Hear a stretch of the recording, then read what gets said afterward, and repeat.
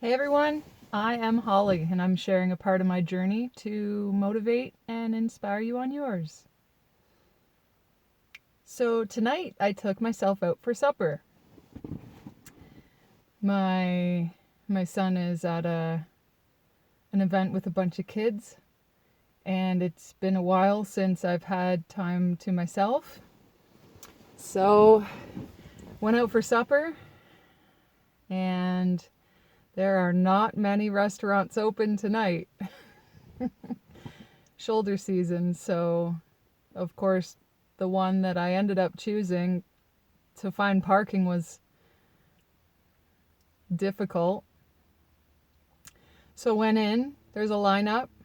I got in pretty quick, only waited about 20 minutes.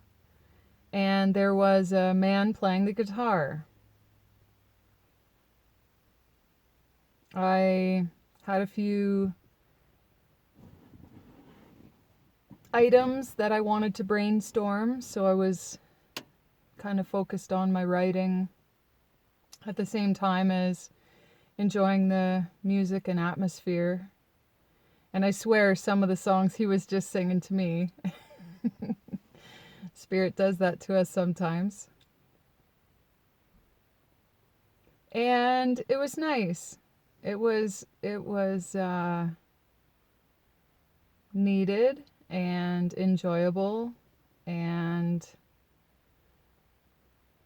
then after I finished some writing and eating and drinking,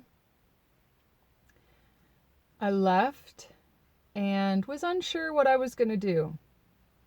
And I thought, well, we're traveling tomorrow, so I should make sure that we have a few things. We have some snacks, but to have a few items so that we don't have to stop for food.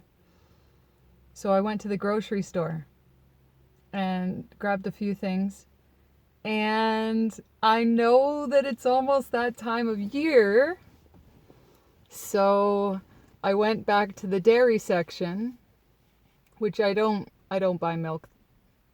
And so a treat around this time of year is always, what is it? It's probably a little early, you might not even guess. Eggnog! I usually start looking around Thanksgiving. When I lived in Fernie 12 years ago, 12 and a half years ago. Yeah, 12 years ago. They had eggnog. So Thanksgiving in Canada is October.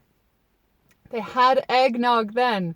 Couldn't even believe it. It was amazing. The people at the store didn't even realize it, other than obviously the one who put it on the shelf. So these guys, they had eggnog where I went, this store. I already cracked it. I couldn't even wait till I got back to the room. I think that's the English side. Oh man, so I go back to the dairy section and there's a guy there beside the dairy section. Well, I guess it was still likely dairy, maybe like yogurts and stuff. And so he says to me, well, I have my headphones in. He says to me, "How's your night going?" And I took my headphones out and I said, "Great, thanks." And I said right away, I was like, "You don't happen to have eggnog yet, do you?" He's like, "Actually, we do." And he said that he's like, "I don't drink. Same thing." He's like, "I don't drink dairy. I don't drink milk. He's actually allergic to milk." And and he's like, "But this stuff I chug." He's like, "It's so thick, it almost gets stuck in your throat." So we had a little bit of a dialogue about that and our likes and dislikes for dairy. I told him that we grabbed a jug of the oat festive nog earlier this week. And he's like, "That stuff?" And I said, "Yeah, I know. Like, we tried it just to try it and wouldn't buy it again." And so I got 2 cartons, which I probably should have grabbed more. And so grabbed 2 cartons along with the other items I grabbed, and went up to the till. And they're getting ready to close. I think they were closing about 10 minutes after I got there. And the guy must have been like 50 something, and he's like, "Where did you get that?" He didn't even know that they had it. And I was like, "Well, back there." He's like, "No, like, where did you get it? Where is it?" And I said, "Well, I saved you a few cartons, but there's a taller guy in the back." This guy's like, comes up to here on me. He's like, "There's no tall people that work here." I was like, "The tall guy in the back, he told me where it is." But he was pretty reluctant to tell me because I think he wants to save it all for himself too. There's just something about eggnog, and there's these small things that happen in our life where we regain a connection with those around us. And it can be something tangible like eggnog, something which we have either attached to a part of our childhood or something that it's like a tradition that we carry on through the years, right? And so in these times where they are generating fear and trying to put so much fear into us and division and separation, that there's these small moments in our day where we can truly connect with others again, and it can bring the joy back into our heart and the faith and the hope of knowing that this is only the storm. Storms always pass.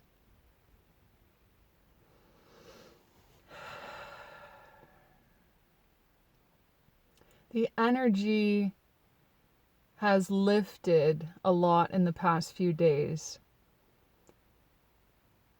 I can still feel those who are lost. I can still feel there are so many unsureties and worries about life.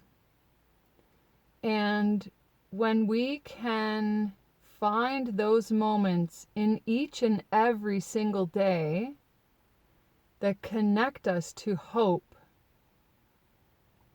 that's how we can continue in faith.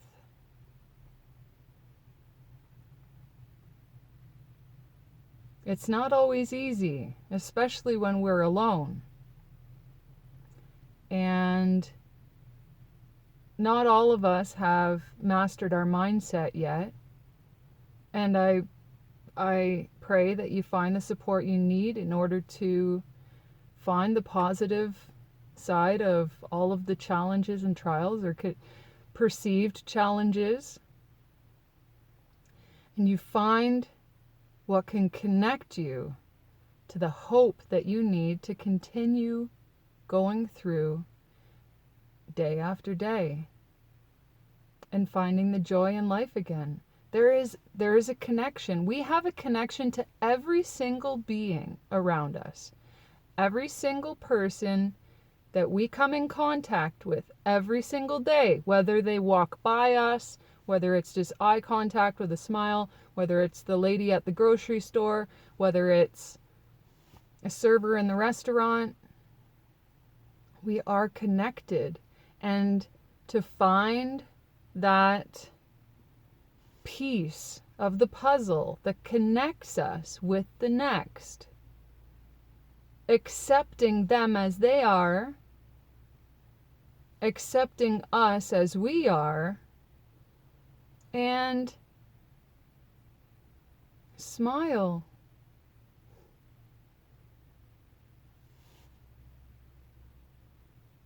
We don't have to agree on everything. That's not possible. We all have our differences. And when we can learn to hear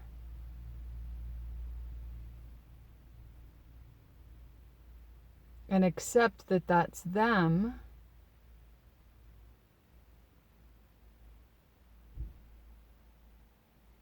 and accept us as we are when we know who we are.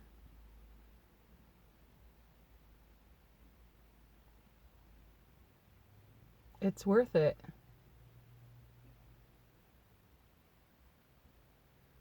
There's always something that you can see in another that can allow you to show compassion.